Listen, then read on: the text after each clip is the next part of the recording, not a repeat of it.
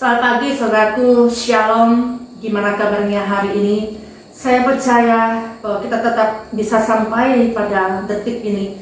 Itu semua karena kemurahan dan anugerah Tuhan buat kita semua. Sebab itu saudaraku, semuanya patut kita syukuri untuk rahmat dan kasih penyertaan Tuhan dan anugerah Tuhan yang sempurna di dalam kehidupan kita. Saudaraku, di dalam renungan saya yang pertama, saudara saya sampaikan bagaimana agar cabang-cabang atau carang-carang atau bisa berbuah lebat dan berkualitas, yaitu dengan cara pembersihan dan pemotongan dahan dan daun yang tidak berguna, yang justru menghambat bagi cabang atau carang itu berbuah lebat. Nah, saudaraku, di bagian kedua hari ini kita masuk dalam pembahasan dengan cara apa kita sebagai cabang-cabang atau carang-carangnya dipotong dan dibersihkannya, atau alat apa atau sarana apa yang dipakai oleh Tuhan untuk membersihkan kita. Saudaraku, di dalam firman Tuhan Yohanes 15 ayat 3 berkata demikian, "Kamu memang sudah bersih karena firman yang telah kukatakan kepadamu." Saudara, dari ayat ini berarti firman Tuhanlah yang menjadi alat atau sarana untuk membersihkan kehidupan kita agar bisa berbuah. Mengapa bisa demikian? Kitab 2 Timotius pasal 3 ayat 16 dan 17 berkata demikian, "Segala tulisan yang diilhamkan Allah memang bermanfaat untuk mengajar, untuk menyatakan kesalahan, untuk memperbaiki kelakuan, dan untuk mendidik orang dalam kebenaran. Dengan demikian, tiap-tiap manusia kepunyaan Allah diperlengkapi untuk setiap perbuatan baik." Dari firman Tuhan ini, setidaknya kita tahu bahwa firman Tuhan bermanfaat untuk apa saja. Jadi firman Tuhan itu bermanfaat yang pertama untuk mengajar.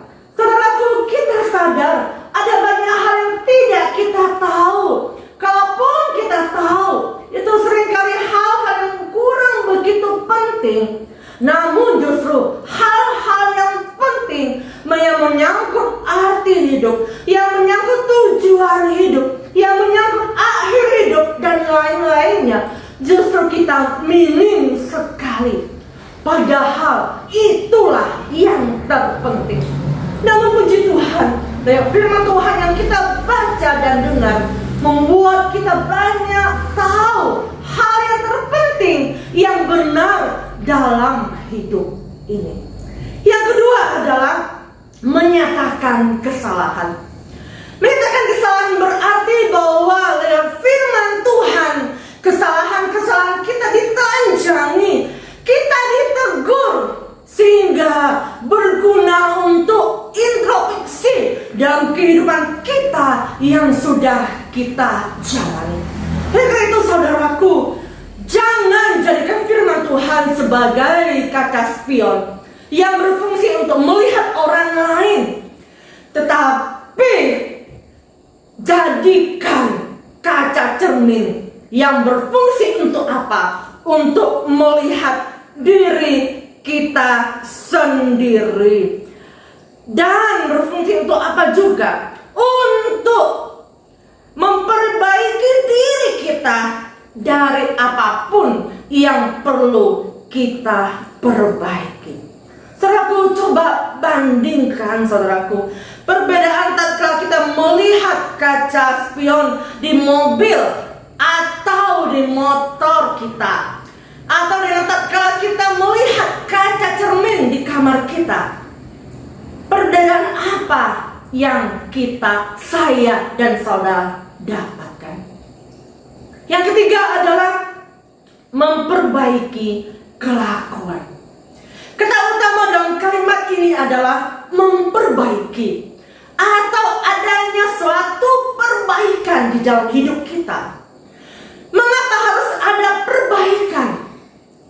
Mengapa harus memperbaiki, karena pasti ada yang salah di dalam hidup kita. Saudara, bicara sesuatu yang salah atau secara umum kelakuan yang salah, siapa di antara kita yang tidak pernah berbuat salah? Saya yakin kalau kita mau jujur, kita semuanya banyak salah, atau paling tidak pernah berbuat salah, atau menjadi standar. Apa yang menjadi standar atau patokan salah atau tidak? Seperti poin tersebut di atas, yang tadi firman Tuhan tentunya, siapa yang bisa membantu kita untuk memperbaiki kesalahan-kesalahan tersebut? Sekali lagi, tentunya firman Tuhanlah yang bisa memperbaiki akan kesalahan-kesalahan kita.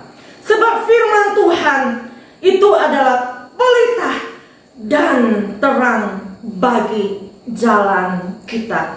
Diambil dari Mazmur 119 ayat yang 105.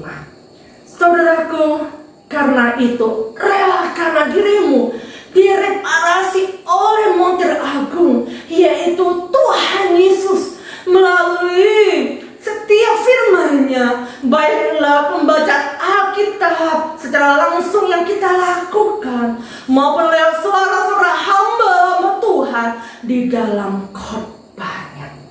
Yang keempat adalah mendidik orang dalam kebenaran. Saudaraku, istilah mendidik di sini tidak hanya seperti mendidik pada umumnya, namun juga ada unsur menghukum, seperti Ibrani 12 ayat 5 yang berkata, jangan engkau anggap enteng didikan Tuhan. Mengapa demikian? Karena kalau firman Tuhan sudah mengajar, yang mulai kita jadi tahu, kalau firman Tuhan sudah menegur kita, sehingga mulai kita tahu kalau kita salah.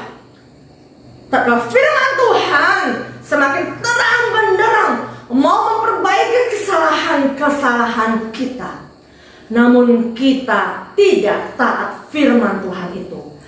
Jadi saudaraku, untuk poin ini saudaraku,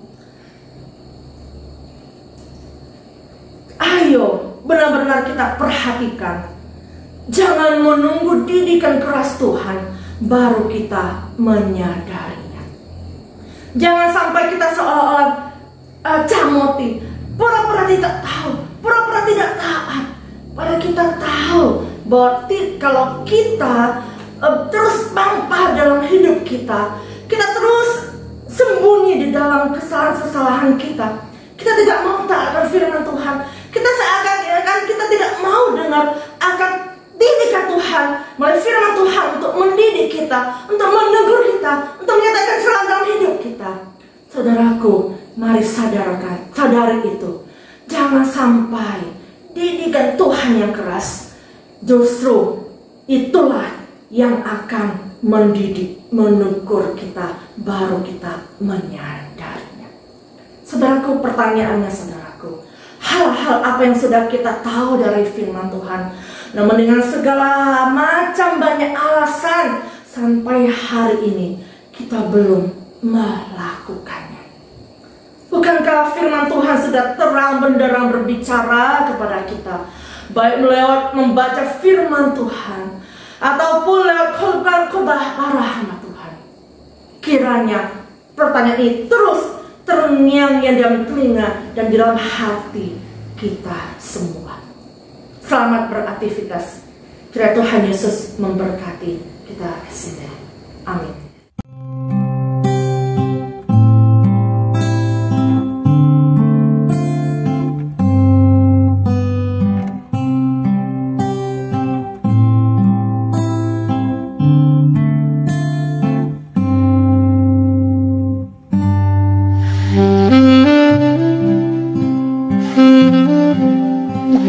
Mm-hmm.